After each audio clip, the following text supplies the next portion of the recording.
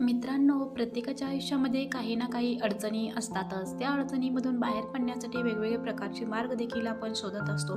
पण तरी देखील आपल्याला हवा तसा मार्ग मिळत नाही आणि हवा तसा परिणाम देखील आपल्याला पाहायला मिळत नाही. तर आज आपण सोपा घरगुती उपाय करणार आहोत. त्यासाठी तुम्हाला जास्त वेळ देखील लागणार नाही व तुम्हाला तुमचा पैसा देखील खर्च करावा लागणार नाही.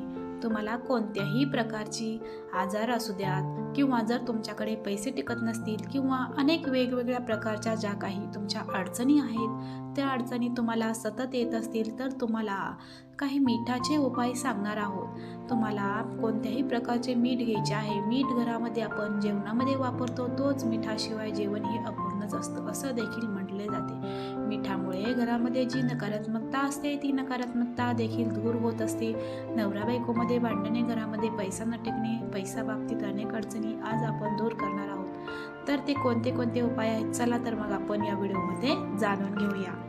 मित्रांनो, सर्वात पहिला उपाय आहे तो म्हणजे सतत नवरा बायकोमध्ये भांडण होत असतील तर विनाकारण भांडण होत असतील, एकमेकांबद्दल चिडचिड किंवा एकमेकांचे मत पटत नसेल तर त्यासाठी तुम्हाला बेडच्या खाली काचेची वाटी किंवा मातीच्या वाटीमध्ये थोडे मीठ ठेवायचे आहे आणि ते तुम्हाला शनिवारच्या दिवशी ठेवायचे आहे आणि त्याच्यानंतर पुढच्या शनिवारी ते मीठ तुम्हाला टाकायचे आहे. म्हणजे प्रत्येक शनिवारी तुम्हाला हे मीठ वाटीतलं जे मीठ आहे ते बदलायचं आहे. मित्रांनो, दुसरा उपाय आहे तो म्हणजे घरातील एखादी व्यक्ती जर सतत आजारी पडत असेल, कोणत्याही उपायाने ती बरी होत नसेल किंवा गोळ्या औषधांसाठी त्या व्यक्तीवर फरक पडत नसेल तर तुम्हाला ती व्यक्ती ज्या बेडवर झोपते त्या बेडच्या संध्याकाळी झोपताना पंथीमध्ये किंवा सिरिंजमध्ये छोट्या वाटीमध्ये त्या उशाला मीठ ठेवायचे आहे. म्हणजेच आपली त्यांच्याकडे नजर जायला नको अशा ठिकाणी हे ठेवायचे आहे आणि असे केल्याने त्या व्यक्तीच्या शरीरामध्ये बदल होतात. औषधोपचारांना देखील प्रतिसाद देत असतो. या आजारपणाबरोबरच बाहेरचा काही त्रास व व्यक्तीला असेल तो त्रास देखील कमी होणार आहे आणि हळूहळू त्यांना बरे देखील वाटायला चालू होणार आहे.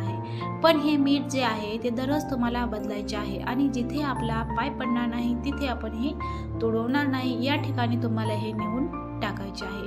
हा उपाय कमीत कमी तुम्हाला 11 किंवा 21 दिवस करायचा आहे. तुम्ही पुढे चालू ठेवा तरी देखील चालू शकतो. त्यानंतर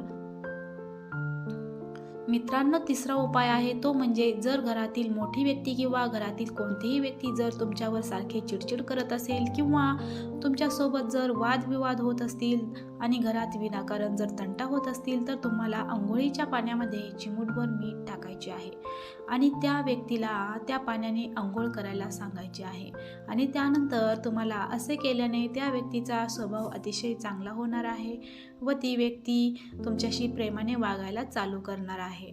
आणि त्यानंतर तुम्हाला मित्रांनो दुसरा जो आहे म्हणजे चौथा उपाय आहे तो म्हणजे जर तुमच्या मनामध्ये वारंवार वाईट विचार येत असतील किंवा नकारात्मक विचार येत असतील, राहत नाही की जरी तुम्ही ठरवला तर मला हा विचार करायचा नाही तरी देखील तुम्हाला तो विचार करायला भाग पाडत असेल, मन शांत वागायचं आहे, मन शांत राहायचं आहे, मग राग कशाला नाही. तुम्हाला जर स्वतःला हे सर्व गोष्टी कळत आहेत की हे चांगलं नाही, असं वागणं चुकीचं आहे, तरी देखील तुम्ही असं वागत असाल तर तुम्हाला एक बकेट घ्यायची आहे आणि त्या बकेटमध्ये तुम्हाला गरम म्हणजेच की कोमट पाणी घ्यायचे आहे. त्या कोमट पाण्यामध्ये तुम्हाला थोडे मीठ आणि असेल तर तुरटी देखील टाकायची आहे आणि हा उपाय तुम्हाला आठवड्यातून 1 वेळा किंवा 2 वेळा करायचा आहे. आणि या पाण्यामध्ये आपले गुडघे आहेत ते किमान पेटरीपर्यंत भिजले पाहिजे. त्या पाण्यामध्ये पाय सोडून बसायचे आहे. जी काही नकारात्मकता आहे ते निघून जाणार आहे आणि तुमचा राग सुद्धा कंट्रोल करता येत आहे. राग देखील तुमचा निघून जाणार आहे आणि तुमचा स्वभाव आहे तो देखील लवकरच कमी होणार आहे.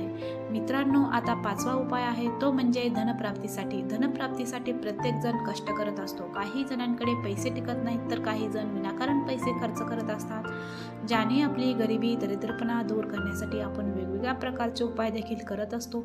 आता मी जो तुम्हाला उपाय सांगणार आहे त्या उपायाने आता लक्ष्मी घरामध्ये स्थिरवास करणार आहे आणि हा उपाय तुम्हाला शुक्रवारी संध्याकाळी करायचा आहे. प्रदोष काळानंतर करायचा आहे. 6:30 ते 8 या दरम्यान तुम्हाला हा उपाय करायचा आहे.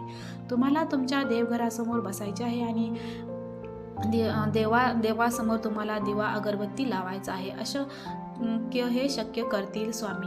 आणि त्यानंतर तुळशीजवळ देखील तुम्हाला एक दिवा लावायचा आहे आणि त्यानंतरच हा उपाय करायला बसायचा आहे. हा उपाय कोणीही करू शकतो.